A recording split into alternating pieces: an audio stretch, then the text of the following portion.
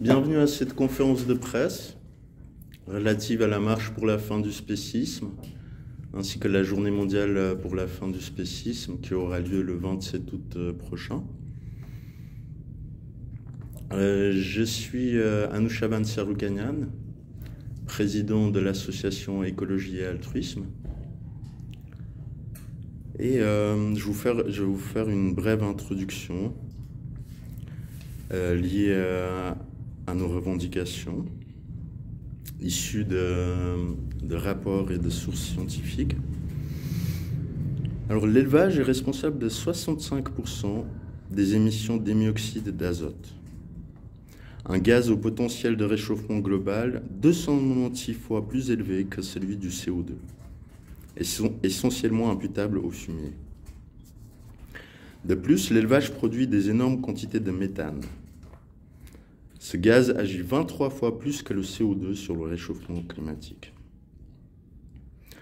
Or, en ces temps de crise écologique et climatique, il est extrêmement important de réduire nos émissions de gaz à effet de serre. Une nouvelle étude montre que l'alimentation végane émet au moins 7 fois moins de gaz à effet de serre, utilise 7 fois moins d'eau et 6 fois moins de terres arables, et permettrait donc de garantir un avenir viable pour les humains, ainsi que tous les autres êtres sentients de cette planète. La position de l'association Écologie et Altruisme est que nous ne sortirons pas de la crise écologique actuelle tant que nous considérerons les animaux comme une simple ressource et non comme des cohabitants de cette planète. Par ailleurs, on peut facilement réaliser qu'une personne aura bien moins tendance à polluer une rivière si elle comprend que ce n'est pas qu'un simple courant d'eau, mais l'habitat de nombreux animaux aquatiques. Nous sommes donc intimement convaincus que le respect de la vie et des intérêts des autres habitants de la planète est lié à la protection de l'environnement dans lequel nous vivons tous. Maintenant, je vais vous présenter nos revendications. Alors, nous demandons un nouveau statut juridique pour les animaux. Nous demandons l'abolition du statut de propriété des animaux. L'éthologie montre que les animaux ressentent des émotions et sont des individus à part entière. Pourtant, à cause de leur statut de propriété, on peut les acheter et les vendre comme s'il s'agissait de simples marchandises. À cause de cette situation, les intérêts futiles des humains, les intérêts futiles du propriétaire, ont tendance à être considérés comme plus importants que les intérêts fondamentaux de l'animal. Simple propriété. Cette situation est injuste, car les animaux ne sont pas des choses, et ne doivent donc pas être considérés comme la propriété d'autrui. Une personnalité juridique est reconnue à des entités abstraites et artificielles, comme les entreprises. Pourtant, les animaux, des êtres sensibles réels et concrets, dotés de préférences, de désirs et d'une personnalité propre, ne bénéficient pas encore de ce statut. Une évolution juridique est donc nécessaire. De plus, les intérêts des animaux doivent pouvoir être représentés devant la justice par des associations de défense des animaux, des procureurs spécialisés s'occupant de la question animale, ou une forme de curateur pour animaux, autre que les propriétaires actuels. Par conséquent, nous demandons au Parlement de construire et de concrétiser un nouveau statut juridique pour les animaux, les éloignant du statut de propriété et permettant qu'ils soient considérés comme des êtres sensibles dont les intérêts peuvent être sauvegardés en justice. Donc voici la première revendication. Nous demandons également à ce qu'on éduque les citoyennes et les citoyens à la bienveillance envers les animaux.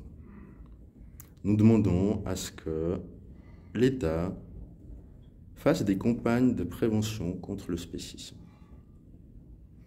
Beaucoup de pays font déjà de la prévention contre le sexisme et le racisme, et il est nécessaire d'en faire autant concernant le spécisme. En ces temps de crise écologique, il est plus que nécessaire d'expliciter publiquement que les humains partagent cette planète avec d'autres habitants qui ressentent aussi des émotions et qui doivent aussi être respectés. Par exemple, éduquer les enfants au respect de la vie animale dans les écoles permettrait de concrétiser la moralité commune de toutes les sociétés civilisées. Ce n'est pas parce que certains êtres sont différents qu'on peut leur infliger de la violence.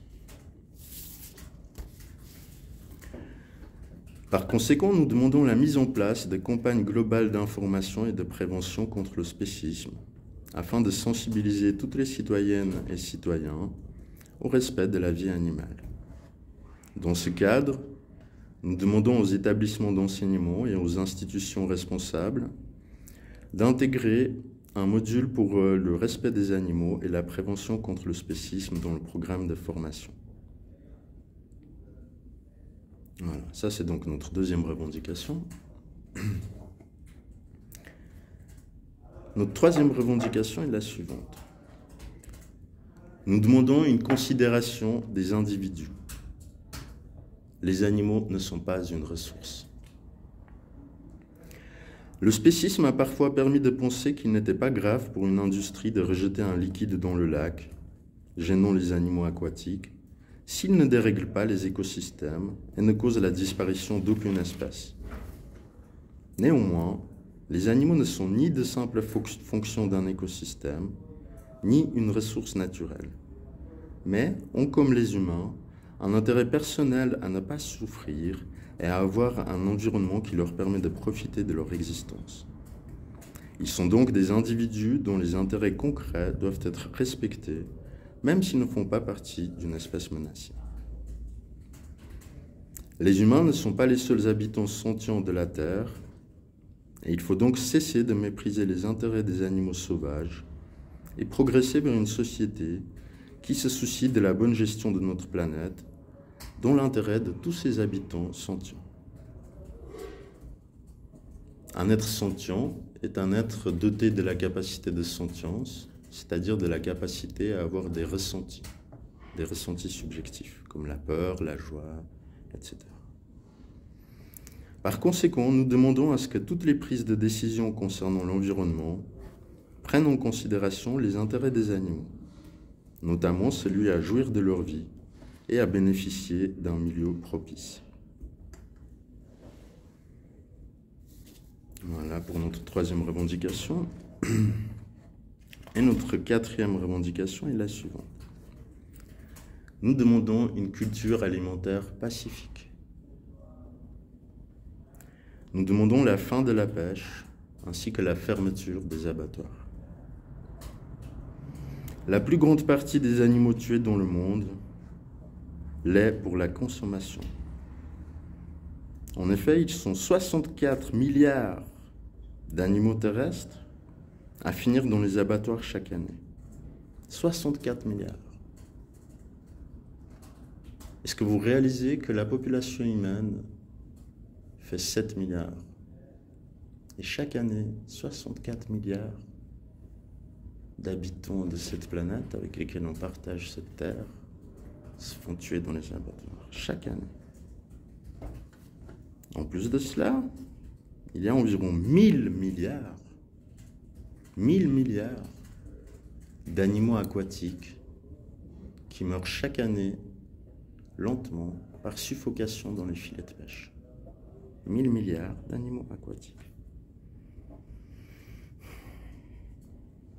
Par ailleurs, dans l'industrie des œufs, les poussins mâles sont gazés, alors que dans l'industrie laitière, les vaches sont séparées de leurs petits veaux, et ces derniers finissent à l'abattoir dès qu'ils ont assez de chair sur les os.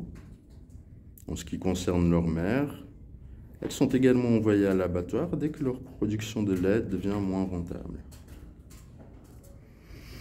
Pourtant, tout le monde considère qu'il est injuste de tuer les animaux sans nécessité. Et l'existence de millions de personnes véganes et végétariennes dans le monde prouve qu'on peut parfaitement respecter la vie des animaux dès maintenant. La non-nécessité de ces pratiques est donc prouvée. Donc appliquons simplement ce principe, c'est tout ce qu'on demande. Il est injuste de tuer les animaux sans nécessité, alors cessons de les tuer sans nécessité. Respectons leur vie, s'il vous plaît. La moralité commune condamne aussi la violence. Pourtant, les abattoirs sont la concrétisation la plus parlante de cette notion. Qu'est-ce qu'il y a de plus violent qu'un abattoir? Il est donc grand temps pour nos sociétés d'en finir avec la pêche et l'élevage des animaux pour de simples habitudes alimentaires et se tourner vers une culture alimentaire pacifique et végétale.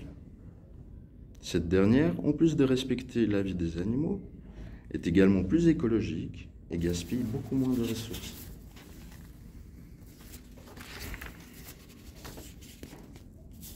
Au vu de cela, nous demandons à l'État de promouvoir l'alimentation végétale par le biais des campagnes de sensibilisation. Nous demandons à l'État de cesser immédiatement les subsides étatiques au secteur de l'élevage et de la pêche. Est-ce que vous savez que dans notre pays de libre marché, le seul secteur économique à recevoir de l'assistance de la part de l'État est le secteur de l'élevage? Il reçoit de nombreux millions chaque année.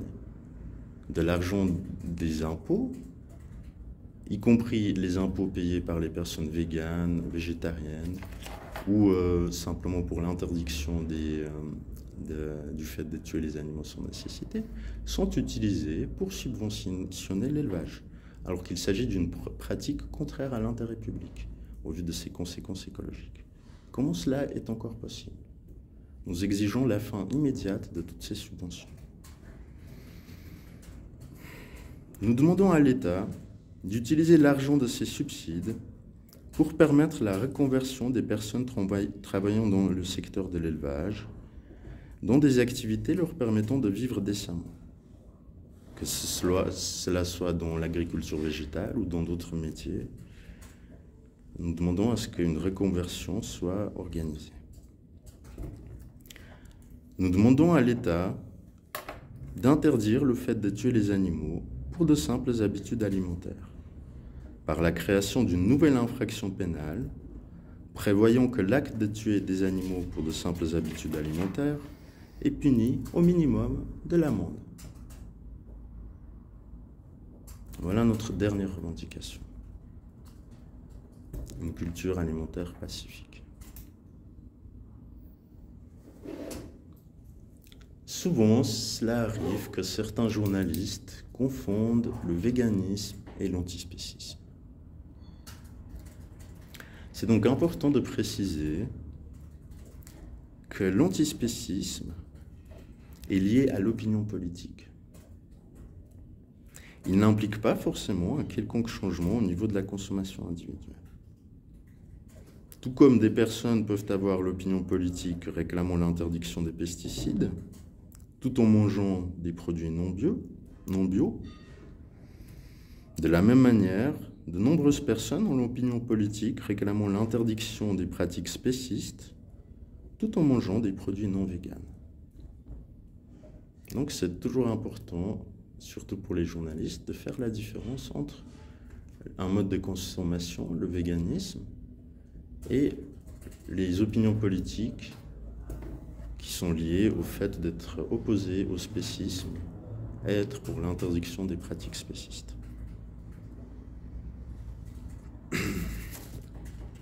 Qu'est-ce que le spécisme? Le spécisme est l'idéologie qui considère que la vie et les intérêts des animaux peuvent être négligés simplement parce qu'ils sont d'une autre espèce. La notion de spécisme peut être comprise facilement par analogie au racisme et au sexisme. Le spécisme tend à exclure les animaux du cercle de considération morale. L'antispécisme, c'est donc la non-croyance dans cette idéologie du spécisme. C'est le refus que l'espèce d'un être sentient soit un argument pour refuser de prendre en considération ses intérêts et sa vie. Voilà. Donc ça aussi, c'est souvent une erreur qui est faite par certains journalistes qui disent que l'antispécisme, c'est une idéologie. Mais non, d'un point de vue philosophique, l'antispécisme, c'est l'opposition à une idéologie. C'est la non-croyance en l'idéologie du spécisme. Les antispécistes, ils se basent simplement sur le monde objectif. Ils voient qu'il n'y a pas que les humains qui ressentent des émotions. Il n'y a pas que les humains qui ont intérêt à éviter la souffrance et la violence. Donc ils prennent simplement, objectivement, en compte tous ces intérêts qui existent en nous.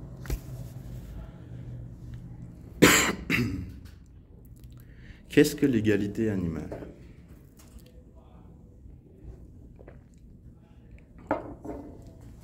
Humains, dauphins, kangourous, chimpanzés, lapins, poissons, souris, cochons, colombes, chiens, hippocampes, écureuils.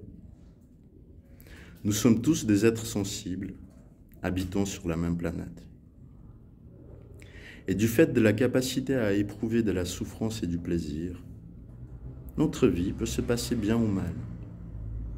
Ce que nous ressentons durant notre vie nous importe. Et nous avons donc intérêt à ce que celle-ci se passe le mieux possible. C'est pourquoi nous aspirons tous à une vie la plus longue et la plus heureuse possible. Et voulons tous éviter la souffrance et la violence. L'éthique consiste à prendre en compte la réalité au-delà des apparences. Elle consiste fondamentalement à peser les intérêts de tous sur une même balance, sans discrimination arbitraire, sans considération d'âge, de race, de sexe ou d'espèce, ni non plus d'intelligence, de beauté, de force, de statut social ou quoi que ce soit d'autre. Simplement prendre en compte les intérêts des individus qui ont des intérêts. Par exemple, si un être souffre, il ne peut y avoir de justification morale pour refuser de prendre en considération sa souffrance. Peu importe l'espèce de l'être sensible, le principe d'égalité exige que ces souffrances soient comptées de manière égale aux souffrances semblables de tout autre être sentient. Ainsi, si un humain donne une gifle à un cheval, son cuir, le cuir du cheval, est assez épais pour le protéger.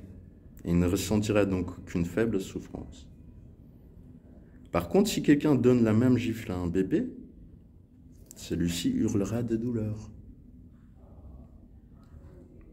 Car sa peau est plus sensible.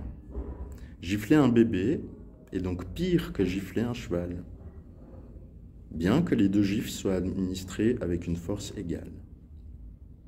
Il faut donc considérer que gifler un bébé est plus injuste, car plus violent et plus douloureux, que gifler un cheval. À l'inverse,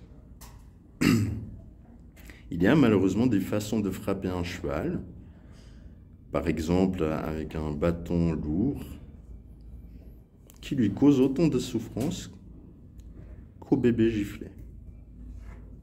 Et le principe d'égalité de considération des intérêts implique que frapper de cette manière un cheval est tout aussi injuste que gifler un bébé.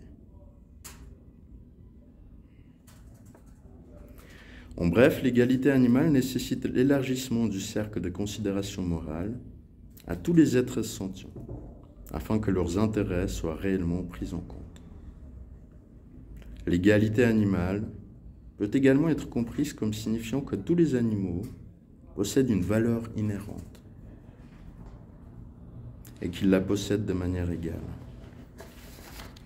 La valeur inhérente est la valeur propre de l'individu qui est indépendante de toute utilité de ce dernier pour autrui.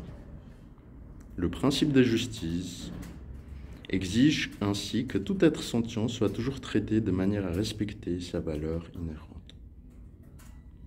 L'une des conséquences est qu'un tel être ne doit jamais être traité simplement et exclusivement comme un moyen pour arriver à une fin, et également qu'il faut porter secours à tout être sentient qui subit une injustice.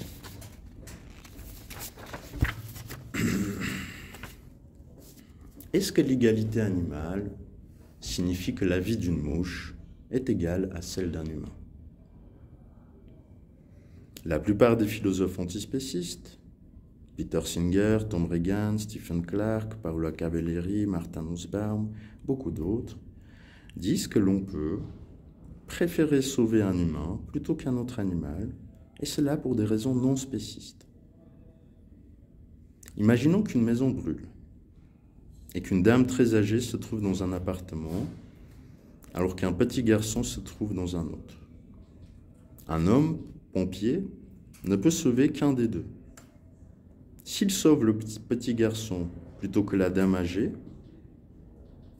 en se disant que le petit garçon, il a plus à perdre, parce qu'il a encore toute une vie devant lui, cela ne signifie vraisemblablement pas qu'il agit de manière sexiste, en préférant l'individu qui est de son sexe. Il est plus probable qu'il veuille sauver le jeune en se disant que la personne âgée a déjà beaucoup vécu, alors que le garçon a encore des dizaines d'années devant lui, et qu'en perdant sa vie, il perdrait donc beaucoup plus que la vieille dame. Cet acte n'a donc rien de sexiste. De la même manière, si lors d'une situation hypothétique, on doit choisir entre sauver un humain ou une souris, on pourrait sauver l'humain en se disant qu'il a une espérance de vie 50 fois plus grande que celle de la souris. Celle-ci vit en effet à peu près 2 ans. Et donc l'humain a beaucoup plus à perdre que la souris. Ce choix ne serait pas spéciste, car comme dans l'exemple précédent, il ne serait pas basé sur le critère de l'espèce, mais simplement sur le nombre d'années qui restent à vivre à chacun. En plus de cela, d'autres critères non spécistes peuvent également être utilisés, comme par exemple la richesse et la quantité des expériences subjectives plaisantes possibles à chaque individu.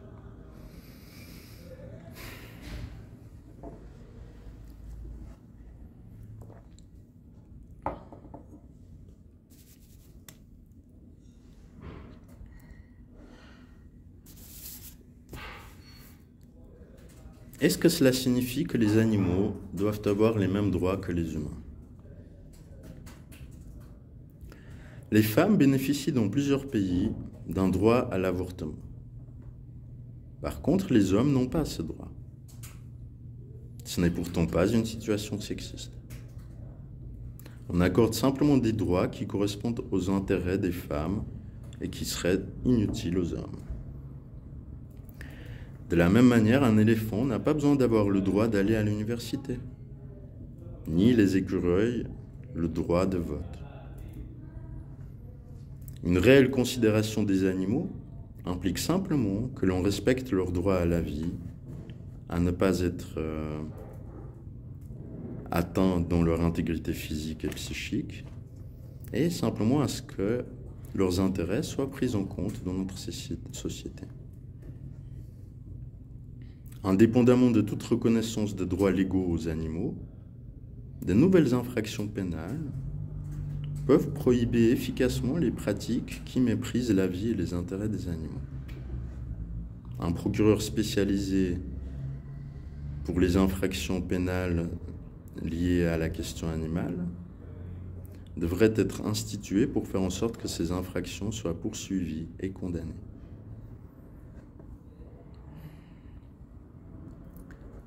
Quelles sont les implications concrètes d'une réelle prise en compte des intérêts des animaux? Une considération sincère des intérêts des animaux implique d'arrêter de les traiter comme une simple ressource, ou simplement et exclusivement comme des moyens pour nos fins. Leurs intérêts ne doivent pas être méprisés juste parce qu'ils sont d'une autre espèce, mais au contraire être pris en compte de manière objective, tout comme on le fait avec les intérêts des animaux humains. La considération réelle des intérêts des animaux implique l'abolition de pratiques dans diverses sphères, que cela concerne le divertissement, la chasse de loisirs, la corrida, les cirques utilisant des animaux, les zoos, l'industrie alimentaire, l'agriculture animale, les abattoirs, la pêche, ou le domaine de la science, avec les expériences sur les animaux, souvent très douloureuses pour ces derniers, qui en plus de ça passent toute leur vie en captivité, et qui sont à la fin de ces expériences tués. Cependant, la pratique spéciste qui cause le plus de victimes est celle de la consommation de produits d'origine animale. En effet, comme je l'ai dit tout à l'heure, 64 milliards d'animaux terrestres ont leur gorge tranchée chaque année dans les abattoirs. Chaque année. Durant le même laps de temps, environ 1000 milliards de poissons meurent de suffocation dans les filets de pêche. De par leur nombre, les poissons sont d'ailleurs les premiers à subir l'injustice du spécisme. L'alimentation non végane engendre ainsi plus de 99,9% des victimes de l'exploitation animale. L'alimentation non végane engendre ainsi plus de 99,9% des victimes de l'exploitation animale. En comparaison, l'industrie de la fourrure tue 60 millions d'individus par an. Cela représente 0,0057% du nombre des victimes pour l'alimentation. Et l'expérimentation animale engendre chaque année la mort de 300 millions d'êtres sensibles. 0,028% du nombre des victimes pour l'alimentation.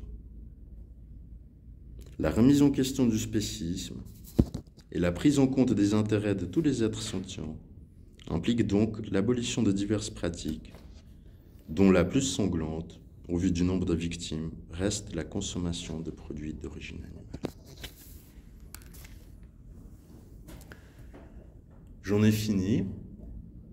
Est-ce que les journalistes dans la salle ont des questions? Mais oui, volontiers. Oui. Est-ce que vous pouvez nous dire 2-3 mots sur la manifestation de samedi, concrètement? Alors nous ambitionnons d'en faire la plus grande manifestation pour la fin du spécisme qui a jamais eu lieu dans l'histoire humaine. La dernière manifestation ayant réuni le plus de monde était celle organisée en 2015 à Genève, qui avait réuni 1000 personnes. Vous parlez de la Suisse ou du monde? Du monde. Du monde. Cette en Australie, année, il n'y a jamais eu une plus grande manifestation. Pas dans le cadre de la Journée mondiale pour la fin du spécisme, pas une manifestation qui revendique clairement la fin du spécisme et l'interdiction du fait de tuer les animaux pour de simples habitudes alimentaires. Pour l'instant, le record actuel au niveau mondial, c'est 1000 personnes. Et nous, on vise 2000 cette année à Lausanne. Pardon, 2400, 1400 2000. 2400. Nous visons 2000. Mais à Genève, pardon. À Lausanne, ce sera à Lausanne la Mais manifestation. le record à Genève, C'était 1000. 1000, super. Tout à fait. Et alors, ça se passe comment? Vous partez d'où? Vous allez où? Alors, la manifestation va débuter à 15h à la gare de Lausanne. On fera un parcours d'1 heure environ dans la ville de Lausanne. Et cela se terminera à la place de la Riponne, où il y aura de nombreux stands d'associations pour les droits des animaux, ou également des stands d'alimentation végane. Donc c'est vous plus d'autres associations? Tout à fait. Alors l'association que je représente, c'est l'association Écologie et Altruisme. Mais il faut savoir que la marche pour la fin du spécisme est organisée en collaboration également avec l'association Animal Rebellion Lausanne, ainsi que l'association Solidarité Animale. Dans votre association, il y a combien de personnes? Écologie et Altruisme? Alors c'est une association qui ne recherche pas de membres. Nous avons des sympathisants, mais nous ne fonctionnons pas avec le système de récolter le plus de membres possible. Nous fonctionnons avec un comité central qui prend les décisions, etc. D'accord, vous n'avez pas de membres? Nous en avons quelques-uns, mais notre but, ce n'est pas comme d'autres associations qui essaie de récolter le plus de membres possible. Cela ne nous intéresse pas, nous préférons faire des activités concrètes pour les animaux. D'accord. Vous avez déjà fait d'autres manifestations à Genève, c'était déjà vous? À Genève, j'avais participé à l'organisation de la marche pour la fin du spécisme. Mais je faisais à l'époque partie d'une autre association qui s'appelle Pour l'égalité animale, dont j'ai été exclu. Et j'ai fondé ensuite l'association Écologie et Altruisme. Vous l'avez fondée quand? À quel âge cette association? Et là, quelques mois. Quelques mois. Mhm. Puisque vous le mentionnez, vous dites que vous avez été exclu. Vous avez été exclu pourquoi? J'ai été exclu parce que j'ai critiqué certaines décisions du comité, en particulier le système des mandats rémunérés, parce qu'il y avait des gens qui étaient rémunérés par l'argent de l'association qui devait servir les animaux, et ces gens recevaient cet argent qui devait servir pour les animaux à faire des tâches que je jugeais totalement inefficaces. Vous êtes bénévole? Donc, moi, j'ai toujours été bénévole. D'accord.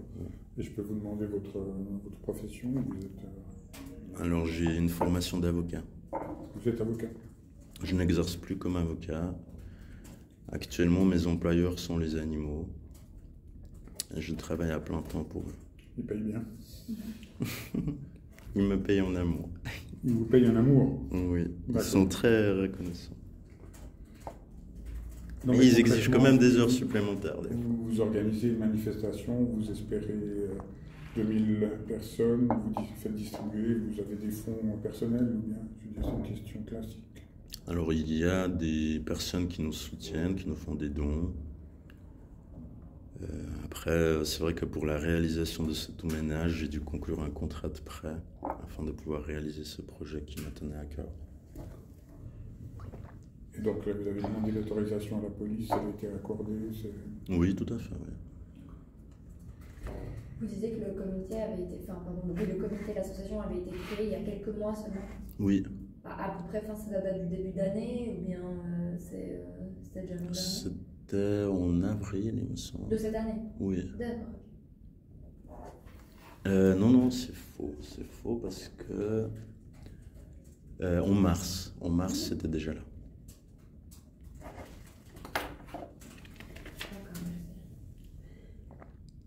Alors, il y a de la polémique sur le soutien à la ville de Lausanne. Donc, vous avez commis un léger abus en disant que c'était soutenu par la ville de Lausanne. D'accord. Je n'ai commis aucun abus. Aucun abus. Nous avons reçu une décision administrative qui nous obligeait, et cela sous peine d'amende, de mettre le logo de la ville de Lausanne sur tous nos tracts liés à l'événement. C'est une pratique qu'a la ville de Lausanne quand elle prête du matériel gratuitement, parce qu'elle nous prête 5 tables pour faire des stands après notre marche. Et à chaque fois que la ville de Lausanne prête gratuitement du matériel, elle exige à ce que les associations qui reçoivent cette prestation gratuite mettent sur les tracts liés aux événements qu'il y a le soutien de la ville de Lausanne. Bon, là, vous me prenez pour un idiot, ou bien si on regarde... Pardon, monsieur, je n'apprécie pas. Bah écoutez, quand même, là, si on a les associations, etc., Ville de Lausanne, tout le monde se demande si la Ville de Lausanne soutient cette manifestation. Mais elle la soutient, elle prête gratuitement du matériel pour la manifestation, prestation qui vaut en principe 500 francs. Donc c'est comme si la ville de Lausanne nous avait soutenu par un don de 500 francs. Je peux vous envoyer la décision administrative que nous avons reçue, monsieur.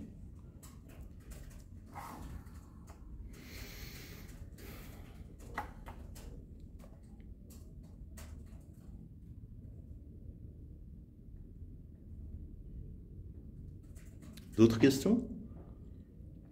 Alors, concernant ce fribourgeois, donc, c'est bien que vous ne le connaissez pas. Il y en a un seul qui vous a agressé, qui vous a fait vous ne voyez pas pourquoi, vous n'avez jamais été en contact avec lui. Vous avez déposé plainte pour quel chef? Vous avez déposé plainte pour... Nous avons déposé plainte pour menace parce que cet individu, après avoir reçu notre dépliant, nous a envoyé un email disant que lui et une équipe qu'il a créée organiseraient des camps de castration et de stérilisation pour des individus, pour des individus de mon genre. Donc ça, c'est une menace de génocide au niveau juridique. Également, l'individu en question a dit, si vous continuez à parler de la cause animale, comme ça, comme vous le faites actuellement, il y aura du napalm à votre manifestation du 27 août. Donc, menace d'attentat terroriste. La plainte pénale a été déposée en recommandé. Aujourd'hui même, j'ai appelé le ministère public afin que cette plainte pénale soit traitée de manière urgente. Donc voilà.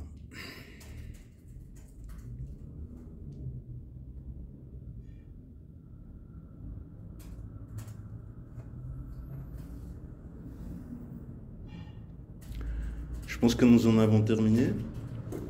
Merci beaucoup d'avoir été présent. Excellente journée à vous. Merci à vous. Merci à vous aussi. Merci.